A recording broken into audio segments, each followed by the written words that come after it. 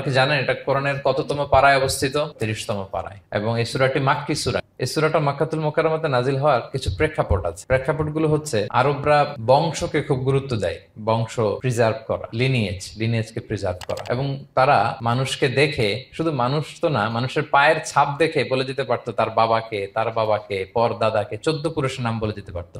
শুধু মানুষই না, মরুভূমির বালুতে উটের পায়ের ছাপ দেখে ওই উট কোন বংশের, ওই বংশের ওর নাম কি, ওর বাবার নাম কি, ওর দাদার নাম কি, 14 পুরুষ এরকম ছিল।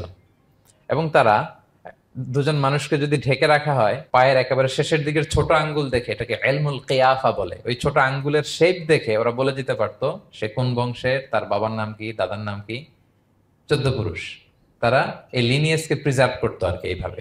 এবং এই বংশ পরিক্রমা মুখস্থ করা, জানা, জিজ্ঞেস করা, এটাকে গুরুত্ব দিত। তো তারা আল্লাহকেও আমাদের মতো এরকম একজন সত্তা ভেবে আল্লাহ হাবিব সাল্লাল্লাহু আলাইহি ওয়াসাল্লামকে জিজ্ঞেস করতেছে যে ইদান খালাকাল্লাহু কুল্লা শাই ফামান খালাকাল্লাহ। মুহাম্মদ, তুমি তো বলো যে আল্লাহ নাকি সব সৃষ্টি করেছে, তো আল্লাহকে কে সৃষ্টি করেছে? অথবা বলো যে আল্লাহর বাবাকে, আল্লাহর দাদাকে, আল্লাহর পরদাদাকে, আল্লাহর বংশটা বলো। তো তখন তাদের এই প্রশ্নের জবাবে আল্লাহ তাআলা সূরাতুল ইখলাস নাজিল করেন যে কুল হুয়াল্লাহু আহাদ।